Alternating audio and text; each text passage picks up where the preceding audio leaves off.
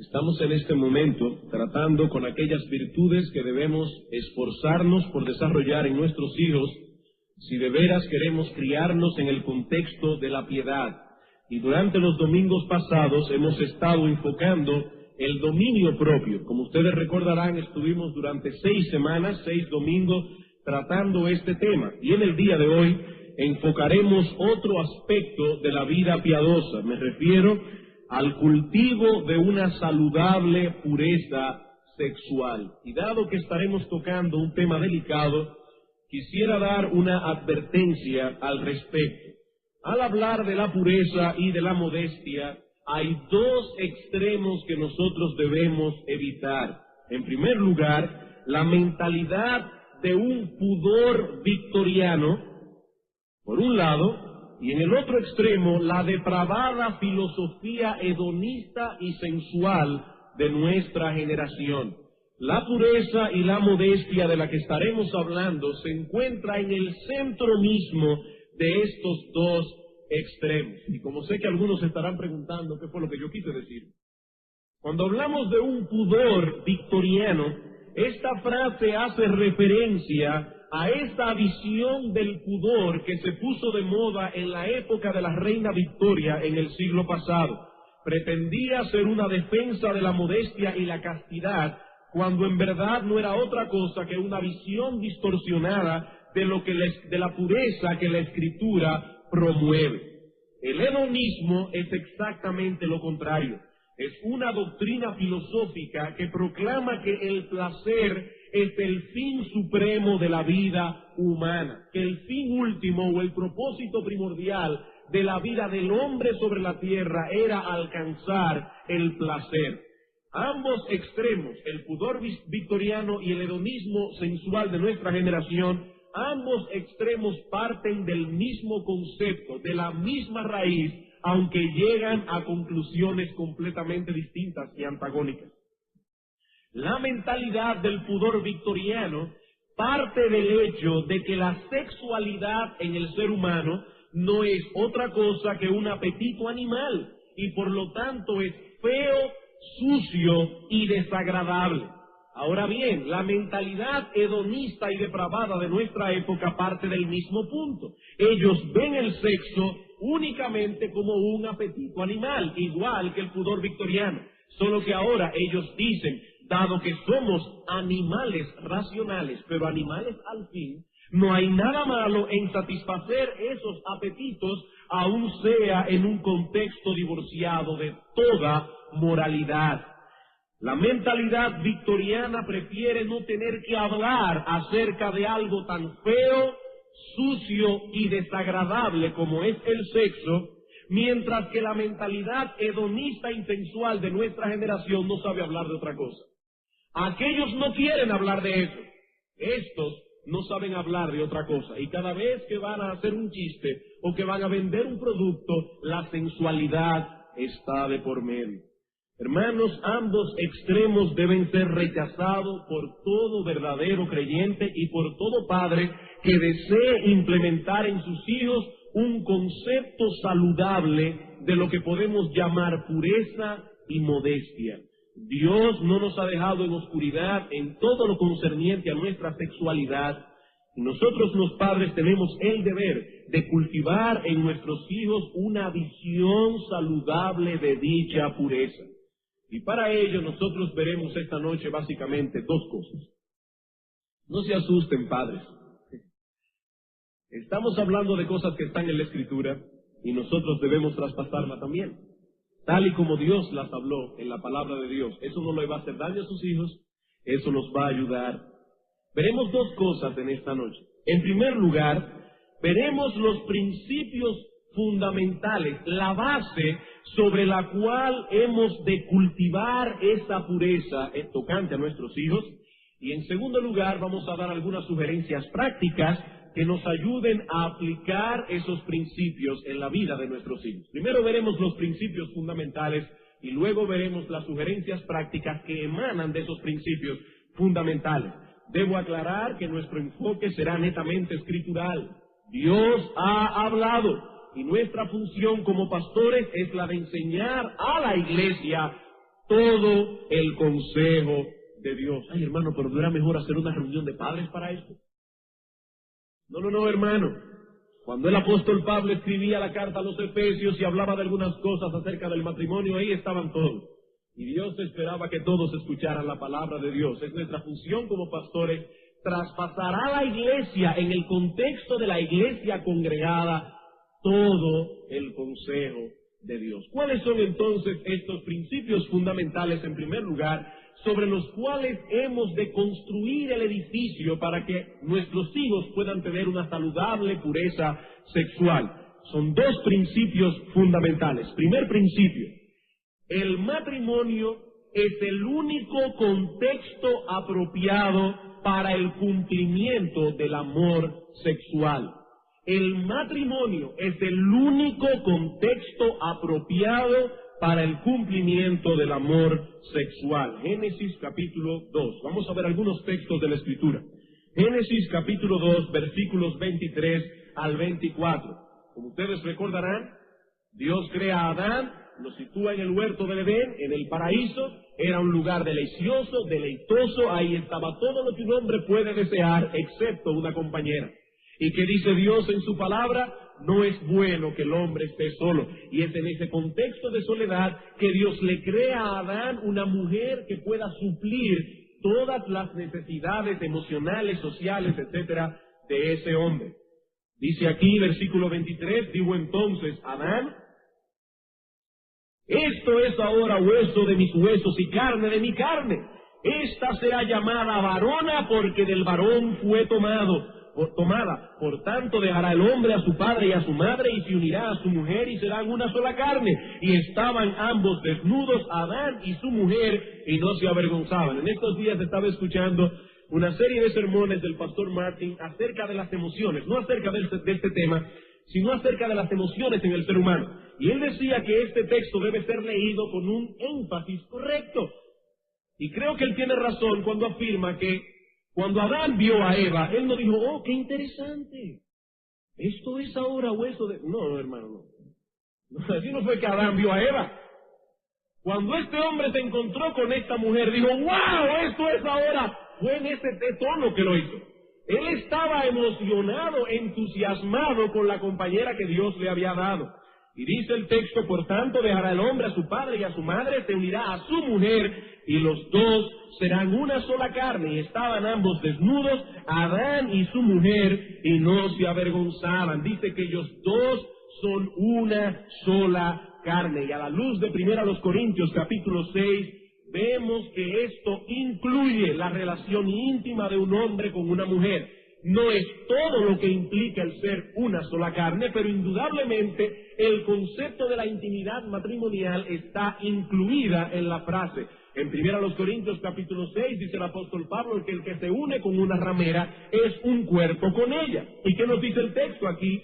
Que un hombre debe ser una sola carne ¿con quién? Con su mujer.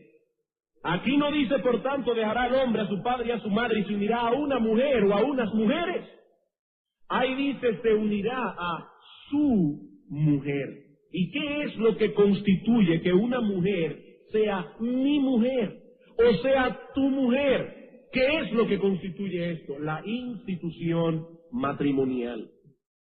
La Escritura nos enseña que el matrimonio es un pacto de compañía. ¿Recuerdan, hermanos, la definición que dimos hace 2 domingos atrás en la serie del Día del Señor acerca de lo que es un pacto? En aquella ocasión decíamos que un pacto es una promesa a la que se le ha interpuesto un juramento. No toda promesa constituye un pacto. Se trata de una promesa que ha sido ratificada, que ha sido fortalecida a través de un voto o un juramento legal. En el matrimonio, un hombre y una mujer hacen una promesa ratificada por un voto o un juramento legal de suplirse el uno al otro las necesidades de compañía que tenemos como seres humanos. Eso es el matrimonio. Es un pacto de compañía. En ese pacto el hombre se está comprometiendo a suplir todas las necesidades de su mujer, En ese pacto la mujer se está comprometiendo a suplir todas las necesidades de compañía de ese hombre, en el plano social, en el plano emocional, intelectual, espiritual, sexual, etcétera. Eso es el matrimonio. Vamos a Proverbios capítulo 2. Está aquí instruyendo a su hijo para advertirle contra las mujeres malas. Y dice aquí en el versículo 16 y 17, serás librado de la mujer extraña, de la ajena que halaga con sus palabras. Noten, la cual abandona al compañero de su juventud y se olvida del pacto de su Dios. Las dos ideas están aquí comprendidas en este texto. Es un pacto de compañía. Malaquías capítulo 2, el último libro del Antiguo Testamento, antes del Evangelio de Mateo. Malaquías capítulo 2, versículos 13 al 14.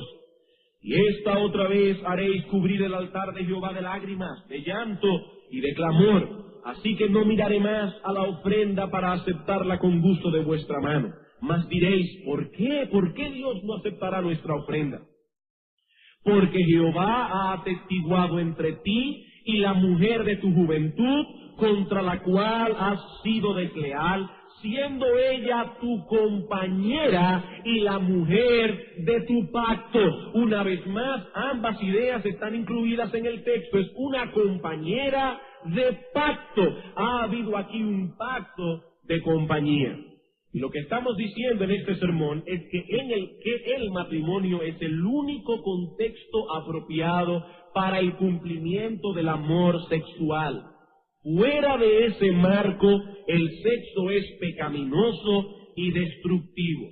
Dios nos dice en su palabra que el hombre debe dejar a su padre y a su madre, unirse a su mujer en el contexto de ese pacto de compañía, y entonces tienen el derecho de llegar a una sola carne, con todas las implicaciones que esa frase conlleva, no solo en el plano espiritual, sino también en el físico. Pero donde ese pacto no ha sido hecho, no hay derecho.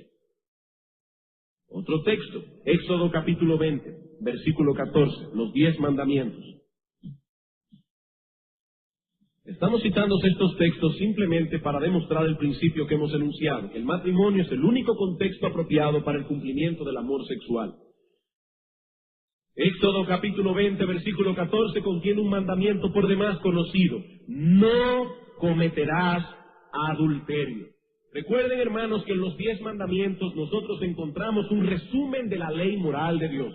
Y en ese resumen encontramos 10 elementos que Dios ha declarado como santos. En el primer mandamiento se nos habla de la santidad del ser de Dios. En el segundo mandamiento de la santidad de la naturaleza y la adoración de Dios. En el tercer mandamiento de la santidad del nombre de Dios, no tomarás el nombre de Dios en vano. El cuarto mandamiento nos habla de la santidad del día del Señor, el día designado para la adoración a Dios. El quinto mandamiento nos habla de la santidad de las autoridades constituidas por Dios, honra a tu padre y a tu madre. El sexto mandamiento nos habla de la santidad de la vida, no matarás. Brincamos. El octavo mandamiento nos habla de la santidad de la propiedad privada, no hurtarás. El noveno mandamiento nos habla de la santidad de la verdad, no dirás falso testimonio. Y el 10º mandamiento nos habla de la santidad del corazón humano, no codiciarás. Las 10 santidades de los 10 mandamientos. Pero como pueden ver, a propósito, he saltado el 7º mandamiento. ¿Qué cosa declara santo el 7º mandamiento que dice no cometerás adulterio? Este mandamiento declara la santidad del sexo, la santidad del matrimonio, incluyendo la santidad de nuestras partes privadas. Todo eso está incluido en el mandamiento, no cometerás adulterio. La santidad del sexo, la santidad del matrimonio y la santidad de nuestras partes privadas. Esas partes que Adán y Eva cubrieron en el momento de la caída por su vergüenza delante de Dios, aunque aclaro que el pecado de Adán y Eva no tenía nada que ver con un problema sexual. Estas partes privadas, dice la Escritura, serán luego para el esposo, serán para la esposa. Estas partes están reservadas para el cónyuge que Dios nos dará. No es para nosotros mismos, ni para nuestra novia, ni para nuestro novio o cualquier otra persona. Todo eso está incluido en ese mandamiento: no cometerás adulterio. Y cuando enseñemos a nuestros hijos el decálogo y no sepamos a ciencia cierta cómo aplicar este mandamiento de una manera que sea apropiada para ellos, nosotros podemos hablarles acerca de la pureza, podemos hablarles de la modestia, de la santidad de nuestras partes privadas, porque todo eso está incluido en el séptimo mandamiento. La santidad del sexo, del matrimonio, de nuestras partes privadas. Proverbios capítulo 5. En Proverbios capítulo 5 encontramos una vez más a este padre instruyendo a sus hijos o a su hijo en estas cosas. Este hombre no le huía al tema, sino que lo enfrentaba con responsabilidad y con honestidad delante de Dios. ¿Y qué le dice este padre a su hijo en el versículo 15? Hijo mío, bebe el agua de tu misma cisterna y los raudales de tu propio pozo. Se derramarán tus fuentes por las calles y tus corrientes de aguas por las plazas. O no sean para ti solo y no para los extraños contigo. Sea bendito tu manantial y alégrate con la mujer de tu juventud. Como sierva amada y graciosa gacela, sus caricias, o como dice el texto hebreo, sus senos te satisfagan en todo tiempo, y en su amor embriágate siempre. ¿Y por qué, hijo mío, andarás ciego con la mujer ajena y abrazarás el seno de la extraña? Porque los caminos del hombre están ante los ojos de Jehová, y él considera todas sus veredas. Prenderán al impío sus propias iniquidades, y retenido será con las cuerdas de su pecado. Él morirá por falta de corrección y errará por lo inmenso de su locura. Dice, hijo mío, es una locura intentar cualquier tipo de cumplimiento de amor sexual fuera del matrimonio. El matrimonio es el único contexto en que Dios permite esto. Caminar por otra senda es una locura que lleva a la muerte y a la destrucción. Esto es algo tan importante que Dios dedicó todo un libro de las Escrituras para tratar acerca del matrimonio y del romance en el matrimonio. Me refiero al libro de Cantar de los Cantares. Vamos allí por un momento. Cantar de los Cantares. Hermanos, es bueno de vez en cuando hacer un buen devocional en Cantar de los Cantares. Noten cómo este hombre le habla aquí a esta mujer en el capítulo 4, versículo 8 al 12. No estoy citando este texto en un vacío, lo estoy citando en el contexto del principio que hemos mencionado. Estamos tratando de probar el principio. Dice aquí, ven conmigo desde el Líbano, oh esposa mía. Ahí no dice, oh novia mía. Ahí dice, oh esposa mía. Ven conmigo desde el Líbano, etc. Versículo 9. Prendiste mi corazón, hermana, esposa mía. Y por si acaso aquí el autor no está pensando en una relación incestuosa. El autor está pensando aquí en el mismo contexto de Primera de Pedro, capítulo 3, versículo 7, donde el apóstol Pedro dice, esposos, traten a sus esposas con sabiduría para que vuestras oraciones no tengan estorbo delante de Dios, porque ellas son coherederas de la gracia de Dios. Ellas son hermanas en Cristo, si son creyentes. Son hijas de tu mismo Padre. Es en ese contexto que le está diciendo a su esposa, hermana mía, has apresado mi corazón con uno de tus ojos, con una gargantilla de tu cuello. Cuán hermosos son tus amores, hermana, esposa mía. Cuánto mejores que el vino son tus amores, y el olor de tus ungüentos que todas las especias aromáticas. Como panal de miel destilan tus labios, oh esposa. Versículo 12, huerto cerrado eres, hermana mía, esposa mía. Obviamente, el autor está aquí tratando acerca del amor romántico de un hombre por su esposa. No es en otro contexto que se da a Cantar de los Cantares.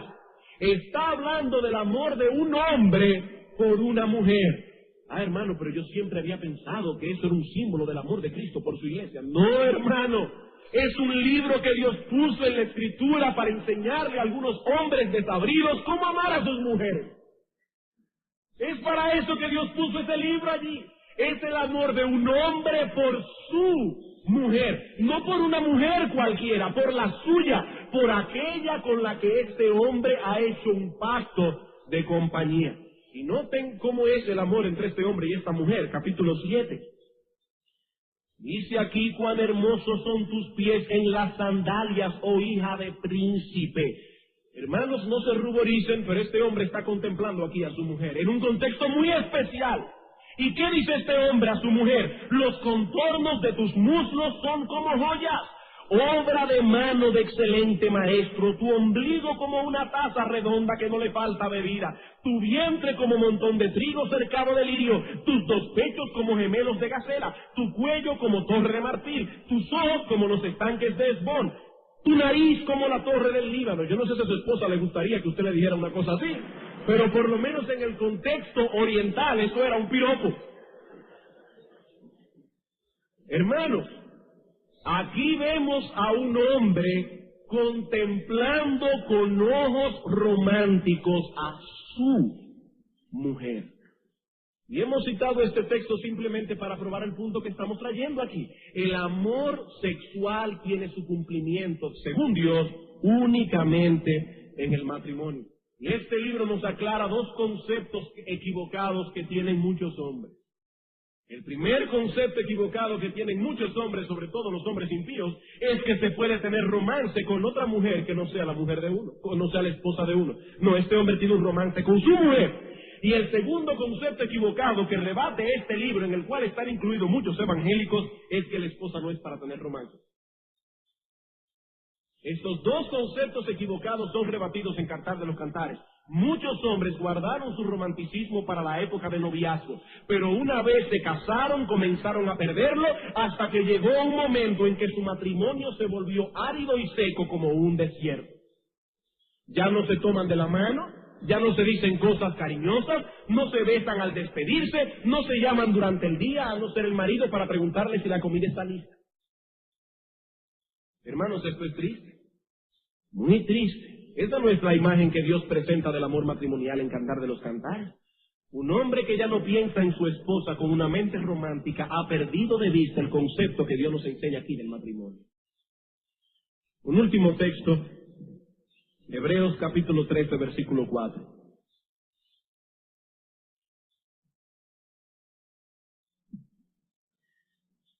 Hebreos capítulo 13, versículo 4. Hermanos, nuestras esposas no son simplemente la mamá de nuestros hijos. Ese no es el concepto que tiene Dios en su palabra.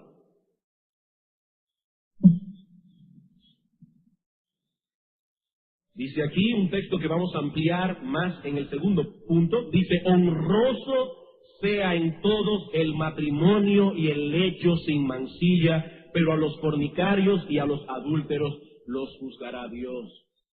Que nos pruebe este texto el principio que estamos tratando de probar.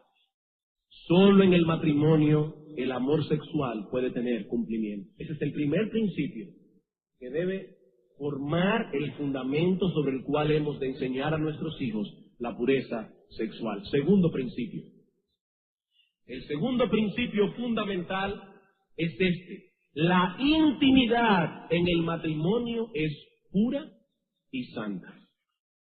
No solo debemos enseñar que es únicamente en el matrimonio, sino que al mismo tiempo debemos enseñar que la intimidad en el matrimonio es pura y santa. Este mismo texto de Hebreos capítulo 13, versículo 14, que nos dice aquí: honroso sea en todos el matrimonio y el lecho sin mancilla. ¿Saben ustedes, hermanos, cuál es la palabra griega que el apóstol está usando aquí? Es la palabra griega coites, de donde viene nuestra palabra en español coito. El apóstol está hablando aquí específicamente, no de la cama que usted compró en un sitio, está hablando aquí específicamente de la intimidad en el matrimonio. Y que nos dice el texto que la intimidad en el matrimonio es santa, que la intimidad en el matrimonio no tiene mancha, que la intimidad en el matrimonio es sagrada. ¿Y por qué es sagrada? Porque a pesar de ser un acto físico, conlleva la imagen de una relación espiritual entre Dios y su pueblo. Primero a los Corintios capítulo 6. Bueno, es santa porque Dios la declaró santa, pero aparte de eso, también es santa porque conlleva la imagen de una relación espiritual entre Dios y su pueblo. En 1 Corintios capítulo 6, versículo 13 al 17, dice el apóstol Pablo: las viandas para el vientre y el vientre para las viandas, pero tanto al uno como a las otras destruirá Dios. Pero el cuerpo no es para la fornicación, sino para el Señor, y el Señor para el cuerpo. Y Dios que levantó al Señor, también a nosotros nos levantará con su poder. ¿No sabéis que vuestros cuerpos son miembros de Cristo? Está hablando aquí de esa unión espiritual. ¿Quitaré pues los miembros de Cristo y los haré miembros de una ramera? De ningún modo. ¿O no sabéis que el que se une con una ramera es un cuerpo con ella? Porque dice, los dos serán una sola carne. Pero el que se une al Señor, un espíritu es con él. ¿Qué nos dice Hebreos 13:4? Que esta unión íntima de un hombre con una mujer en el contexto del matrimonio es santa. Y esa misma expresión que aparece en Hebreos capítulo 13, versículo 4, para referirse a la santidad del matrimonio, aparece 3 veces más en las Escrituras. Aparece en Santiago capítulo 1, versículo 27, para referirse a la religión verdadera, la religión sin mácula. En segundo lugar, aparece en Primera de Pedro capítulo 1, versículo 4, para describir el cielo. Dice que tenemos una herencia inmaculada, sin mancilla. Y en Hebreos capítulo 7, versículo 26, se usa para describir al Señor Jesucristo. Así que de acuerdo con la Escritura, la religión verdadera, el cielo, nuestro Señor Jesucristo y las relaciones sexuales en el matrimonio tienen un punto en común: son santas. Hermanos, esta es la enseñanza de la Escritura. La religión verdadera, el cielo, el Señor Jesucristo y el sexo en el matrimonio tienen un punto en común: las 4 son santas. Ese concepto que heredamos de la filosofía platónica y que luego fue asimilado por la Iglesia Católica de que el sexo tiene algo impuro, es un concepto pagano. Por eso obligan a sus líderes a quedarse sin casar y por eso no conciben que la Madre del Señor pudo tener una vida marital normal con su esposo José. Hermanos, tal pensamiento no solo rebate la enseñanza de Hebreos 13:4, sino que está expresamente condenado en las Escrituras. En 1 Timoteo capítulo 4, versículo 1 al 5, el apóstol Pablo habla de allí de algunos mentirosos que oirán espíritus demoníacos por la hipocresía de mentirosos que, teniendo cauterizada la conciencia, prohibirán casarse. Debemos decir con todo el énfasis que podamos que el ascetismo está tan lejos de la verdadera santidad como lo está el moralismo de la verdadera religión. Y no solo los católicos han incurrido en este error. Muchos cristianos prefieren no hablar de estas cosas, ignoran lo que Dios nos dice en su palabra al respecto, tienen una visión distorsionada de la intimidad en el matrimonio, despreciando de ese modo un regalo que Dios ha dado al hombre. ¿Y saben lo que ocurre con estas personas? Que desgracian la vida de sus cónyuges. No solamente desgracian su vida, terminan desgraciando la vida de sus cónyuges. Y nosotros no debemos preparar a nuestros hijos para que desgracien la vida de su cónyuge. Esa no es la función que Dios nos ha dado como padres. El considerar el sexo como impuro, feo y desagradable no nos hace más santos, nos convierte en paganos. Eso no nos hace más santos, hermanos. Eso nos convierte en paganos. Esa no es la visión que Dios nos ha revelado de este asunto en su palabra. Queremos impartir una visión saludable a nuestros hijos sobre la verdadera pureza y la verdadera modestia. He aquí los 2 principios generales que deben englobar esta tarea. Primero, el matrimonio es el único contexto apropiado para el cumplimiento del amor sexual. Segundo, la intimidad en el matrimonio es pura y santa. Como sé que algunos se estarán preguntando, ¿y qué hago yo ahora con todo eso? con respecto a mis hijos. Vamos a ver ahora algunas sugerencias prácticas de cómo implementar estos principios en la vida de nuestros hijos para que podamos desarrollar en ellos una saludable pureza sexual. Sugerencias prácticas de cómo implementar estos principios en la vida de nuestros hijos. 4 sugerencias. Primero, debemos dar explicaciones bíblicas, honestas y prudentes a nuestros hijos acerca del sexo. Debemos dar explicaciones bíblicas, honestas y prudentes a nuestros hijos acerca del sexo. Hermanos, nuestros hijos necesitan información y somos nosotros quienes debemos proveérselas. Esa información no debe ser provista en el colegio. Esa información no debe ser provista a través de libros que andan por allí pseudocientíficos. Mucho menos debe ser provista por los amiguitos de nuestros hijos. Ellos necesitan información y esa información debe ser bíblica, honesta y prudente. Esa es la única forma de librarlos de las concesiones mundanas por un lado y de la ignorancia por el otro. Si no les damos la información que ellos necesitan en ese momento, probablemente la buscarán en otro lado. Y le aseguro que en el 95% de los casos, por ser conservador, la buscarán en el lugar inadecuado. La buscarán en el lugar inadecuado. Así que debemos dar explicaciones bíblicas, honestas, pero, hermanos, al mismo tiempo debemos ser prudentes. Esto es importante para que nadie sobrereaccione. Algunos pueden ir del silencio total al extremo de contárselo todo de una sola vez a sus hijos. Y aquí no estamos hablando de eso. Lo que necesita un niño de 3 años no es lo mismo que necesita uno de 6, o de 10, o de 13. Y de hecho, aún en el mismo contexto de la misma edad, no todos los niños maduran al mismo tiempo. Por eso no estamos de acuerdo con la educación sexual en las escuelas. ¿Por qué? Porque probablemente tenemos allí un curso donde todos tienen 13 años, pero no todos tienen la misma madurez.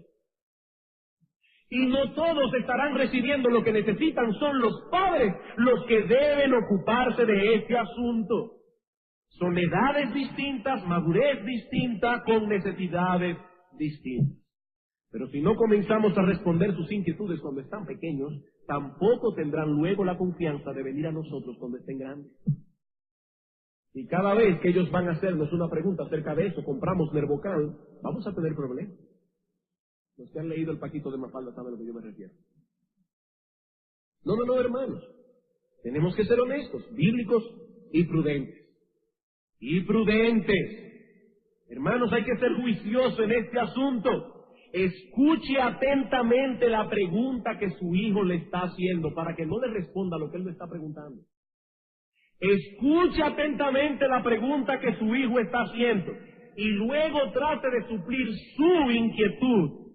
No la que usted cree que él tiene en su mente, sino la inquietud que su hijo tiene en su mente con información bíblica, honesta y algo muy importante, usando los nombres correctos.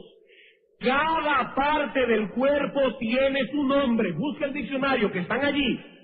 Si usted comienza dándole apodos a esas partes, probablemente estaremos traspasando una señal equivocada a nuestros hijos. Ellos podrían pensar que estamos hablando de algo tan malo, tan feo y tan sucio que no podemos llamarlo por su propio nombre.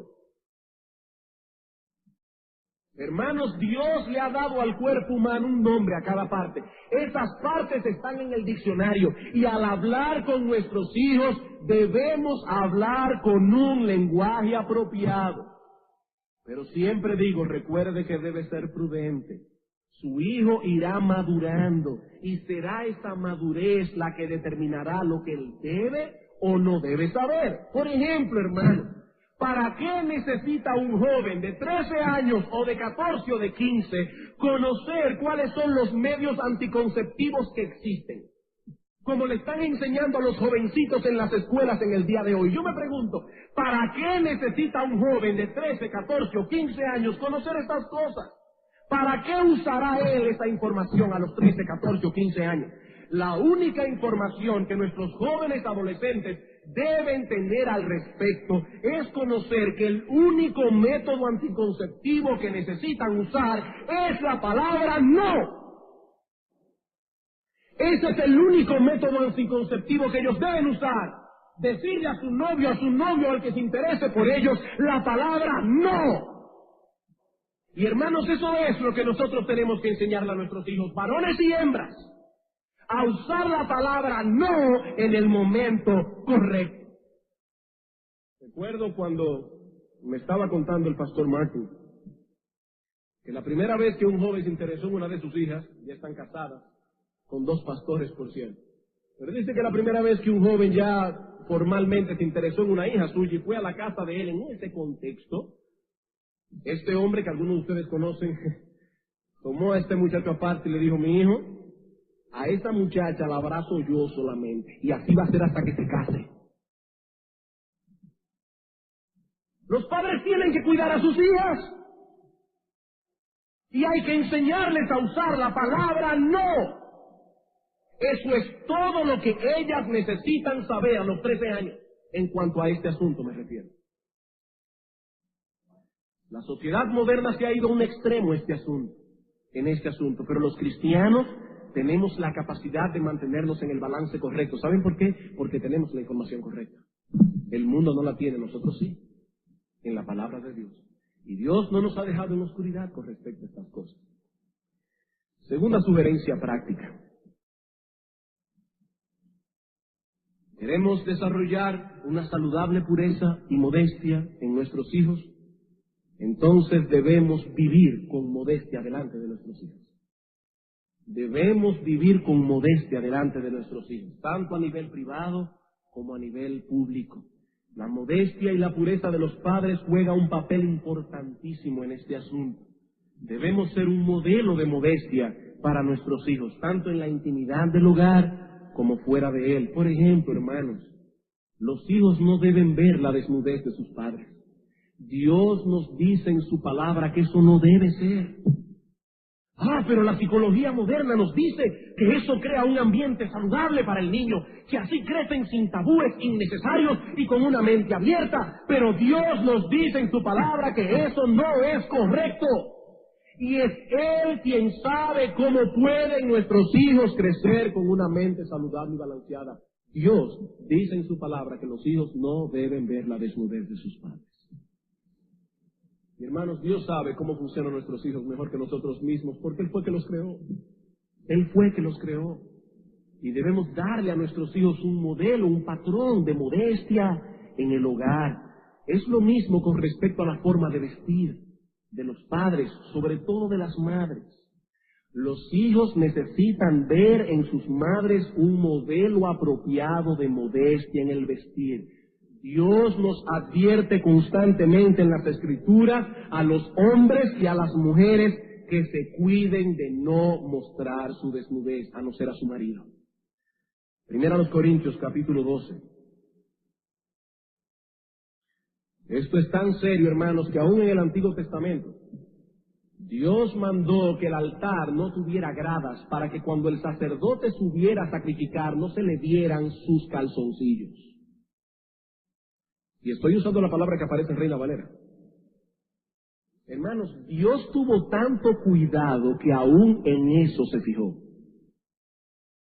Y nosotros no debemos tomar esto con ligereza, porque Dios no lo trata con ligereza.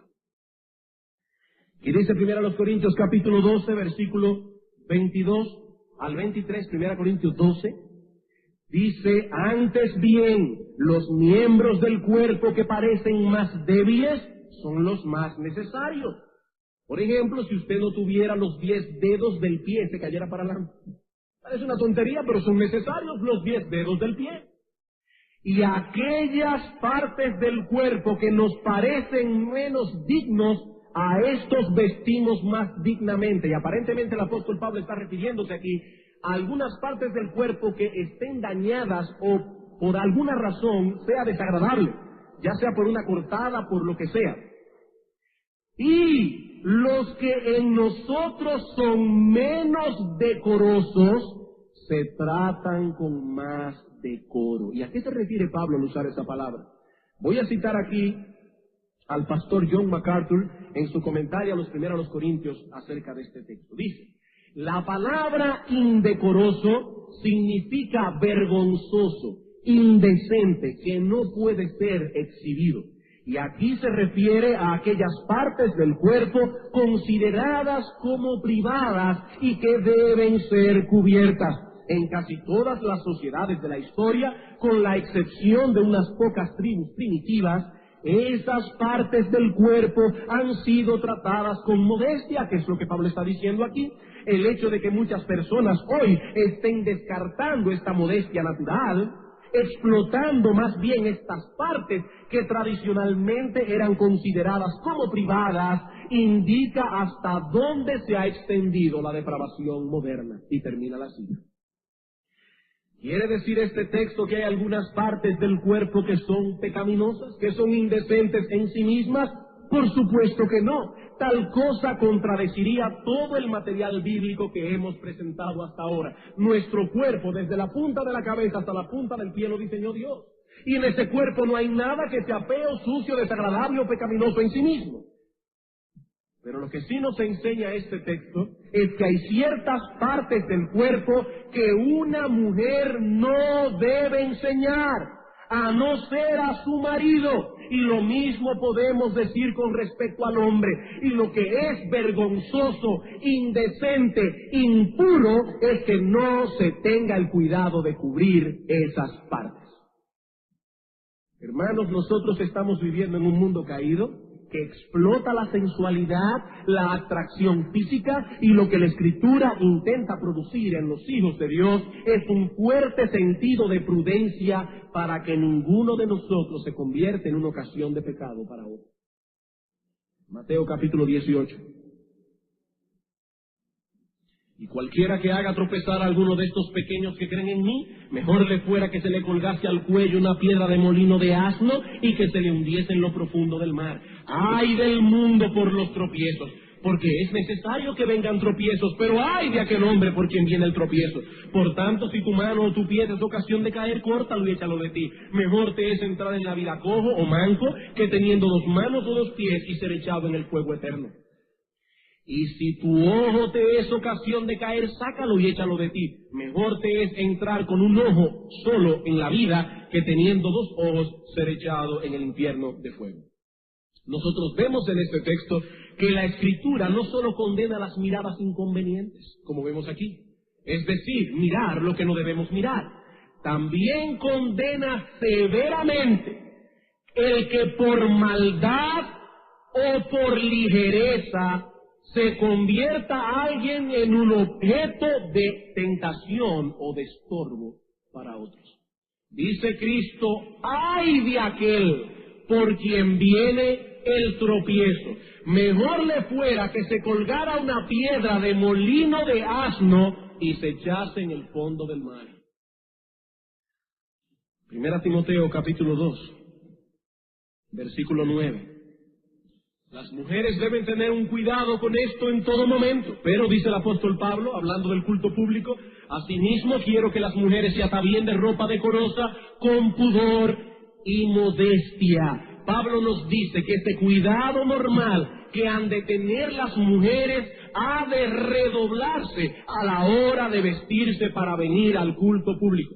La palabra que Reina Valera traduce aquí, pudor, significa literalmente sentido de vergüenza. Y la idea que enfatiza es el hecho de que la mujer debe arreglarse para venir al culto, pero con un sentimiento de que le avergonzaría ser un motivo de tropiezo para los que asisten al templo para adorar a Dios. Hermanos, Pablo está dando aquí instrucciones muy precisas a Timoteo como pastor de Éfeso acerca de cómo debían conducirse las cosas en el culto público.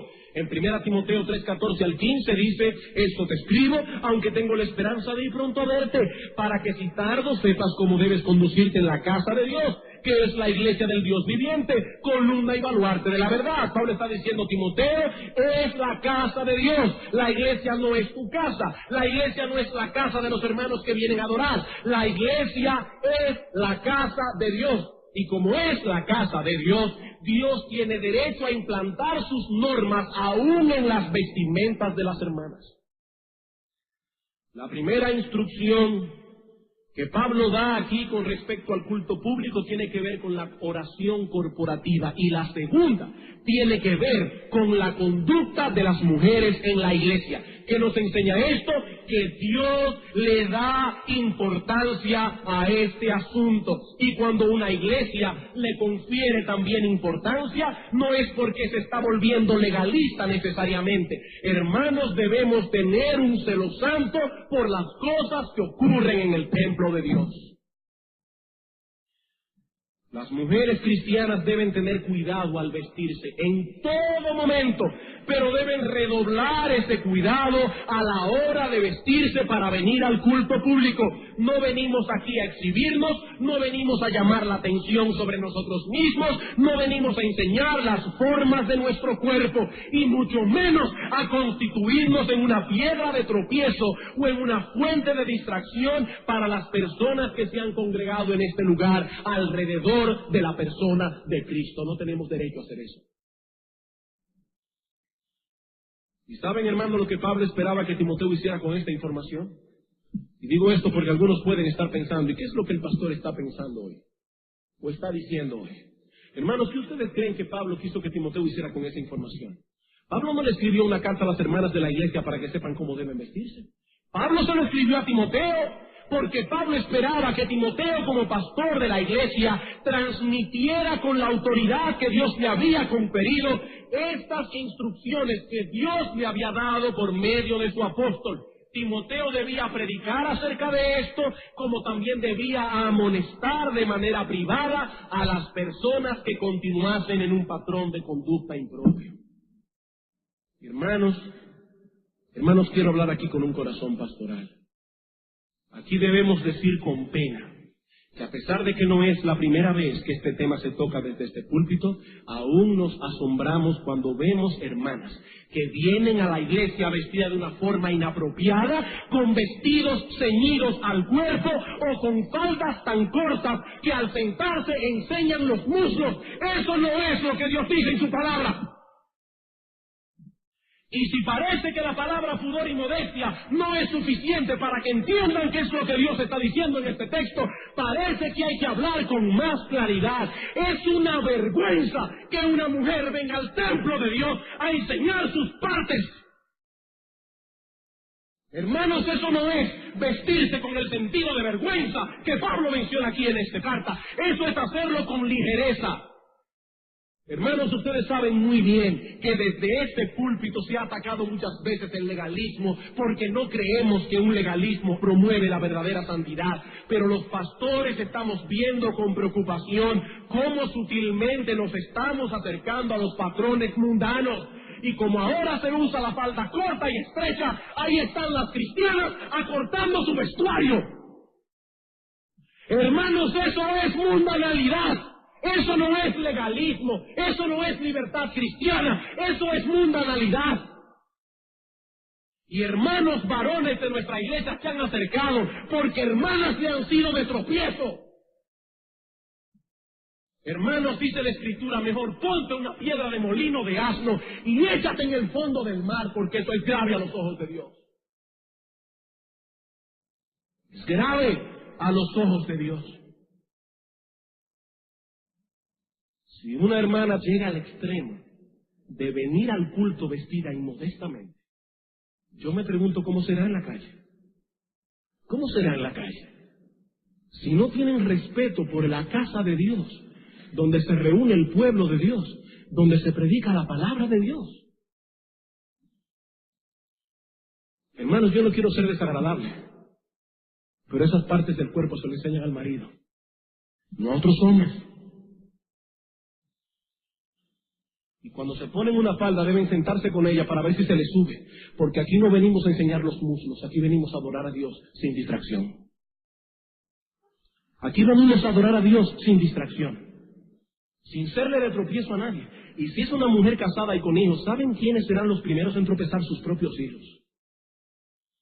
Sus propios hijos, porque no se les está traspasando una imagen correcta de lo que significa el verdadero pudor y la verdadera modestia. Hermanos, lejos esté de mí el querer ofender a algunos aquí. ¿Ustedes creen que es agradable para uno pararse aquí sabiendo que 2 o 3 deben estar pensando? ¿Y qué es lo que te cree? Pero hermanos, aún es preferible que alguno salga ofendido de este lugar, y no que sea nuestro Señor Jesucristo quien salga ofendido de este lugar por la inmodestia de muchas hermanas. Hermanos, tenemos que tener celo por la casa de Dios y por las cosas de Dios. El mismo celo que mostró Finés. ¿Han leído Número 25? Al pueblo de Dios se le ocurrió coger unas mujeres de Moab. Y Dios castigó al pueblo con una plaga, y a un israelita, hijo de una casa paterna, un jefe de Israel, se le ocurrió tomar una moabita, también hija de un jefe de una casa paterna de Moab, y exhibirla en la congregación de Israel. ¿Saben lo que hizo Finés? Tomó una lanza, entró a la alcoba donde estaban acostados y traspasó a ese hombre y a la mujer con una lanza. ¿Y saben lo que dice Dios? Honró a Finés e hizo un pacto de sacerdocio perpetuo con él y su familia, porque tuvo celo por la casa de Dios.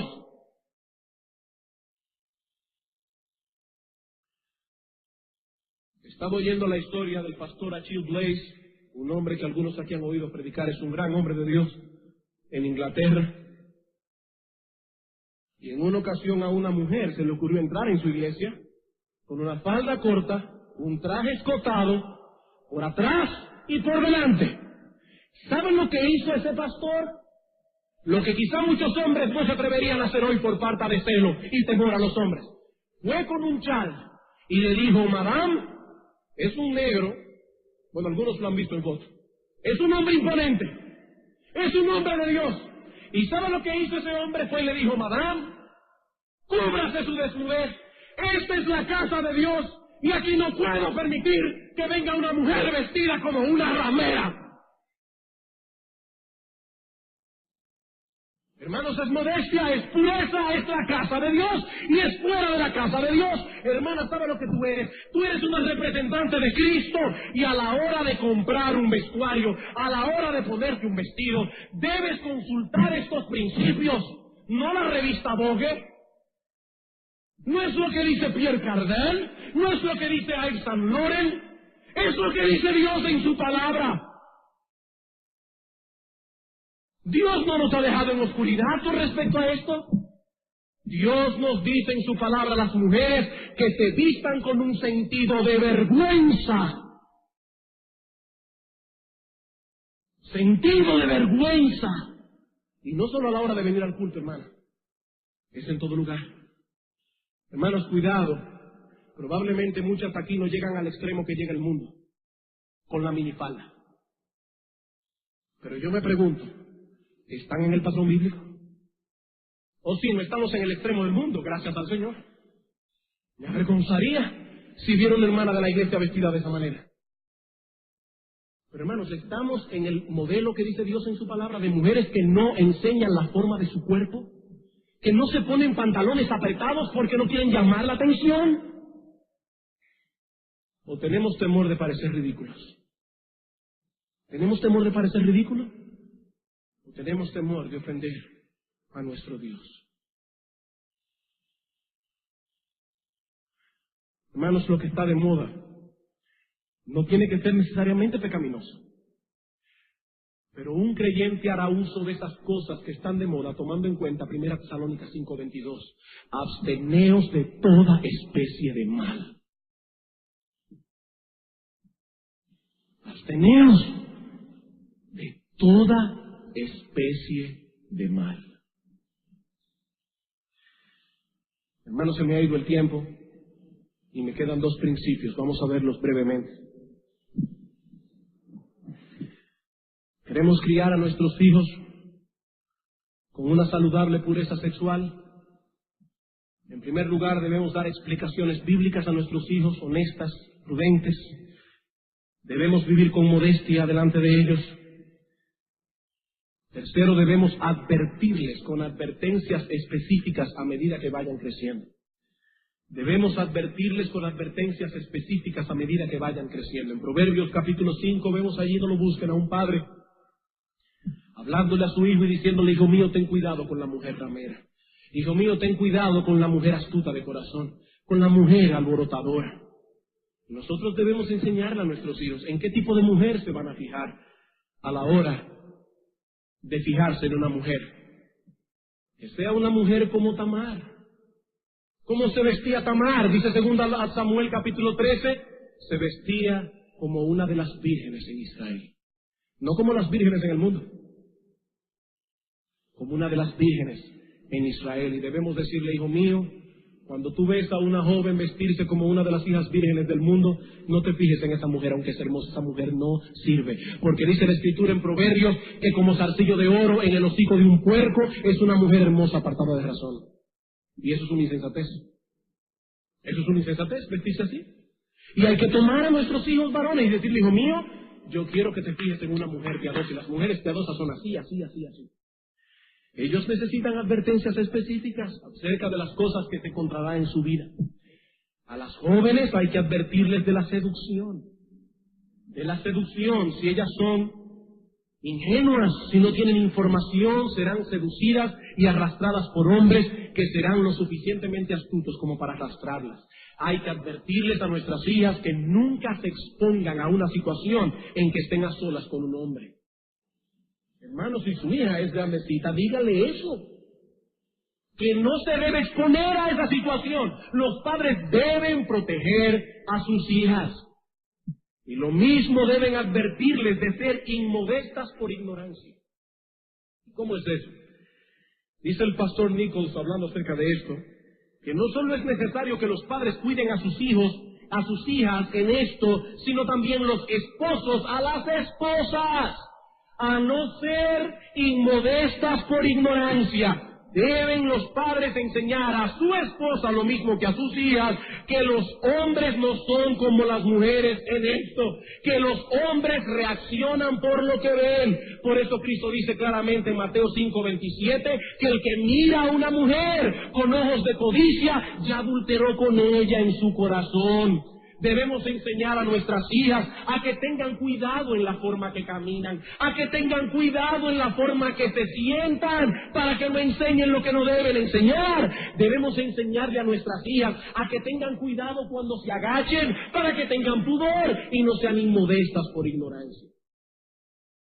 Aunque en esto también debemos ser prudentes y juiciosos. Estas advertencias tendrán su momento apropiado. Hermanos, el mundo en el que estamos viviendo explota la sensualidad, explota la impureza, pero nosotros no somos del mundo. La efectividad de la iglesia radica en el hecho de que somos distintos,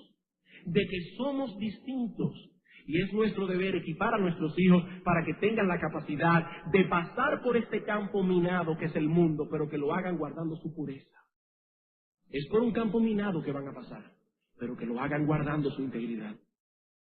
Y finalmente, cuarto principio, si queremos desarrollar a nuestros hijos en un contexto apropiado, ellos necesitan convivir en un clima saludable de amor filial. Ellos necesitan convivir, desarrollarse en un clima saludable de amor filial. Hermanos, esto es trascendental. Si vamos a desarrollar en nuestros hijos conceptos saludables acerca del amor matrimonial, debemos comenzar a mostrarles un patrón adecuado en nuestra propia casa. Ellos deben percibir claramente que papi y mami se aman. Ellos deben percibir claramente que papi y mami están locamente enamorados el uno del otro. Ellos no deben tener ninguna duda de que para papi no existe un amor más grande que el de mami, a no ser el amor por su Señor. Y ellos deben ver que para mami no existe en el mundo nada más importante que el amor que tiene por su esposo. Ese amor incluso es más importante que el amor que ella tiene por sus hijos. Hermanos, esta visión que tienen algunas mujeres, que primero son mamás y luego son esposas, no es bíblica. Esa visión no es bíblica. Ellas fueron creadas primariamente para ser ayuda idónea de sus maridos. Claro que también deben ser mamás y buenas mamás, Pero ellas fueron creadas primariamente para ser ayuda idóneas de sus maridos, porque al final se quedarán como estaban al principio, solos. Solos. Y nuestros hijos necesitan percibir estas cosas. Ellos deben ver que papi y mami se tratan con ternura. Hermanos, ellos tienen que ver eso. Abrace a su mujer. Que sus hijos tienen que percibir que usted la ama, que está enamorado de ella. Dígale un piropo delante de sus hijos, claro que se pueda decir delante de ellos. Que sus hijos necesitan ver eso es parte integral de que ellos crezcan como seres humanos normales. A la vez que deben experimentar también que papi y mami los tratan a ellos con ternura. Es una casa donde hay amor, hay ternura, hay amor filial. Entre papi y mami con ellos, todo. Eso les permitirá desarrollar una visión saludable del amor matrimonial y esa visión cuidará a nuestros hijos de dos grandes peligros. En primer lugar, del peligro de tener una visión fatalista y distorsionada del matrimonio. Muchos jóvenes y sobre todo muchas jóvenes le tienen miedo al matrimonio por la triste experiencia que vivieron en sus propios hogares. Y hay que enseñarles que no, que es bueno estar casado, que usted disfrute el estar casado, que usted cree que su esposo es lo más grande que Dios le ha dado. Y sus hijos tienen que ver eso. Pero por el otro lado, este ambiente cuidará a nuestros hijos del peligro de querer salir de sus hogares demasiado pronto. El querer salir huyendo de sus hogares demasiado pronto. Muchas jovencitas caen en manos del primero que la procure porque se sienten asfixiadas en sus propios hogares. Aclaro que no siempre que ocurre eso es por esa razón. A veces hay cosas que pasan que uno no sabe ni cómo explicarlas. Pero penosamente es la razón en muchos casos. Hermanos, Dios creó el amor matrimonial, Dios creó la intimidad en el matrimonio y Dios espera que sus hijos disfruten de ello en el marco de los principios que Él dejó establecido en su palabra. Y nuestra función como padres es preparar a nuestros hijos para que tengan una visión saludable de estas cosas. Pero en esto, hermanos, tenemos que pedir mucho al Señor en oración, que nos dé honestidad y prudencia al mismo tiempo. Y no es fácil lograr estas dos cosas. Pedir al Señor en oración que nos conceda la gracia de ser prudentes y honestos al mismo tiempo. Vamos a orar.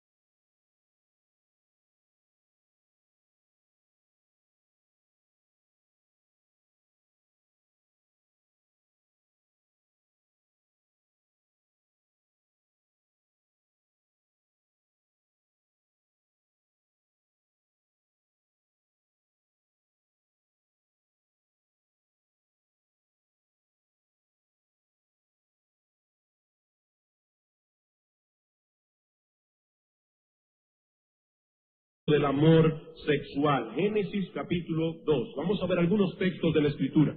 Génesis capítulo 2, versículos 23 al 24. Como ustedes recordarán, Dios crea a Adán, lo sitúa en el huerto del Edén, en el paraíso. Era un lugar delicioso, deleitoso. Ahí estaba todo lo que un hombre puede desear, excepto una compañera. ¿Y qué dice Dios en su palabra? No es bueno que el hombre esté solo. Y es en ese contexto de soledad que Dios le crea a Adán una mujer que pueda suplir todas las necesidades emocionales, sociales, etcétera, de ese hombre. Dice aquí, versículo 23, digo entonces, Adán, esto es ahora hueso de mis huesos y carne de mi carne. Esta será llamada varona porque del varón fue tomado. tomada. Por tanto, dejará el hombre a su padre y a su madre, y se unirá a su mujer, y serán una sola carne. Y estaban ambos desnudos, Adán y su mujer, y no se avergonzaban. En estos días estaba escuchando una serie de sermones del pastor Martin acerca de las emociones, no acerca de este tema, sino acerca de las emociones en el ser humano. Y él decía que este texto debe ser leído con un énfasis correcto. Y creo que él tiene razón cuando afirma que cuando Adán vio a Eva, él no dijo, oh, qué interesante, esto es ahora o eso de... No, hermano, no. Así no fue que Adán vio a Eva. Cuando este hombre se encontró con esta mujer, dijo, wow, esto es ahora. Fue en ese tono que lo hizo. Él estaba emocionado, entusiasmado con la compañera que Dios le había dado. Y dice el texto, por tanto, dejará el hombre a su padre y a su madre, se unirá a su mujer, y los dos serán una sola carne. Y estaban ambos desnudos, Adán y su mujer, y no se avergonzaban. Dice que ellos dos son una sola carne. Y a la luz de 1 Corintios capítulo 6, vemos que esto incluye la relación íntima de un hombre con una mujer. No es todo lo que implica el ser una sola carne, pero indudablemente el concepto de la intimidad matrimonial está incluida en la frase. En 1 Corintios capítulo 6 dice el apóstol Pablo que el que se une con una ramera es un cuerpo con ella. ¿Y qué nos dice el texto aquí? Que un hombre debe ser una sola carne ¿con quién? Con su mujer. Aquí no dice, por tanto, dejará el hombre a su padre y a su madre y se unirá a una mujer o a unas mujeres. Ahí dice, se unirá a su mujer. ¿Y qué es lo que constituye que una mujer sea mi mujer o sea tu mujer? ¿Qué es lo que constituye esto? La institución matrimonial. La Escritura nos enseña que el matrimonio es un pacto de compañía.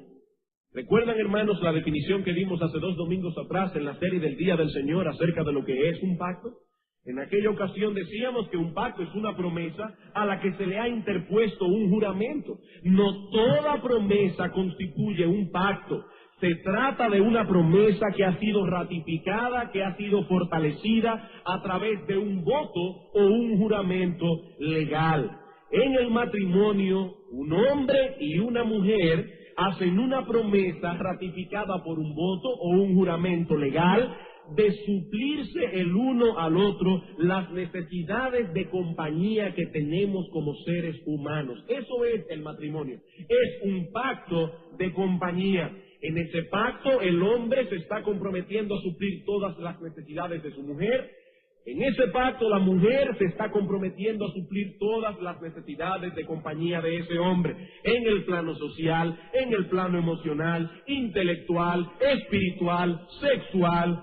De la vida del hombre sobre la tierra era alcanzar el placer. Ambos extremos, el pudor victoriano y el hedonismo sensual de nuestra generación, ambos extremos parten del mismo concepto, de la misma raíz, aunque llegan a conclusiones completamente distintas y antagónicas. La mentalidad del pudor victoriano parte del hecho de que la sexualidad en el ser humano no es otra cosa que un apetito animal y por lo tanto es feo, sucio y desagradable. Ahora bien, la mentalidad hedonista y depravada de nuestra época parte del mismo punto. Ellos ven el sexo únicamente como un apetito animal, igual que el pudor victoriano. Solo que ahora ellos dicen, dado que somos animales racionales, pero animales al fin, no hay nada malo en satisfacer esos apetitos, aun sea en un contexto divorciado de toda moralidad. La mentalidad victoriana prefiere no tener que hablar acerca de algo tan feo, sucio y desagradable como es el sexo, mientras que la mentalidad hedonista y sensual de nuestra generación no sabe hablar de otra cosa. Aquellos no quieren hablar de eso. Estos no saben hablar de otra cosa. Y cada vez que van a hacer un chiste o que van a vender un producto, la sensualidad está de por medio. Hermanos, ambos extremos deben ser rechazados por todo verdadero creyente y por todo padre que desee implementar en sus hijos un concepto saludable de lo que podemos llamar pureza y modestia. Dios no nos ha dejado en oscuridad en todo lo concerniente a nuestra sexualidad. Y nosotros los padres tenemos el deber de cultivar en nuestros hijos una visión saludable de dicha pureza. Y para ello nosotros veremos esta noche básicamente dos cosas. No se asusten, padres. Estamos hablando de cosas que están en la Escritura y nosotros debemos traspasarla también, tal y como Dios las habló en la palabra de Dios. Eso no le va a hacer daño a sus hijos, eso nos va a ayudar. Veremos dos cosas en esta noche. En primer lugar, veremos los principios fundamentales, la base sobre la cual hemos de cultivar esa pureza tocante a nuestros hijos. Y en segundo lugar, vamos a dar algunas sugerencias prácticas que nos ayuden a aplicar esos principios en la vida de nuestros hijos. Primero veremos los principios fundamentales y luego veremos las sugerencias prácticas que emanan de esos principios fundamentales. Debo aclarar que nuestro enfoque será netamente escritural. Dios ha hablado y nuestra función como pastores es la de enseñar a la iglesia todo el consejo de Dios. Ay, hermano, pero ¿no era mejor hacer una reunión de padres para esto? No, hermano. Cuando el apóstol Pablo escribía la carta a los Efesios y hablaba de algunas cosas acerca del matrimonio, ahí estaban todos. Y Dios esperaba que todos escucharan la palabra de Dios. Es nuestra función como pastores traspasar a la iglesia, en el contexto de la iglesia congregada, todo el consejo de Dios. ¿Cuáles son entonces estos principios fundamentales, en primer lugar, sobre los cuales hemos de construir el edificio para que nuestros hijos puedan tener una saludable pureza sexual? Son dos principios fundamentales. Primer principio: el matrimonio es el único contexto apropiado para el cumplimiento del amor sexual. El matrimonio es el único contexto apropiado para el cumplimiento.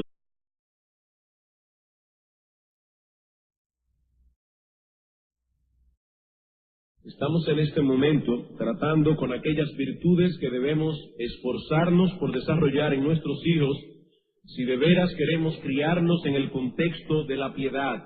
Y durante los domingos pasados hemos estado enfocando el dominio propio. Como ustedes recordarán, estuvimos durante 6 semanas, 6 domingos, tratando este tema. Y en el día de hoy enfocaremos otro aspecto de la vida piadosa. Me refiero al cultivo de una saludable pureza sexual. Y dado que estaremos tocando un tema delicado, quisiera dar una advertencia al respecto. Al hablar de la pureza y de la modestia, hay dos extremos que nosotros debemos evitar. En primer lugar, la mentalidad de un pudor victoriano, por un lado, y en el otro extremo, la depravada filosofía hedonista y sensual de nuestra generación. La pureza y la modestia de la que estaremos hablando se encuentra en el centro mismo de estos dos extremos. Y como sé que algunos se estarán preguntando qué fue lo que yo quise decir, cuando hablamos de un pudor victoriano, esta frase hace referencia a esta visión del pudor que se puso de moda en la época de la reina Victoria en el siglo pasado. Pretendía ser una defensa de la modestia y la castidad, cuando en verdad no era otra cosa que una visión distorsionada de la pureza que la Escritura promueve. El hedonismo es exactamente lo contrario. Es una doctrina filosófica que proclama que el placer es el fin supremo de la vida humana, que el fin último o el propósito primordial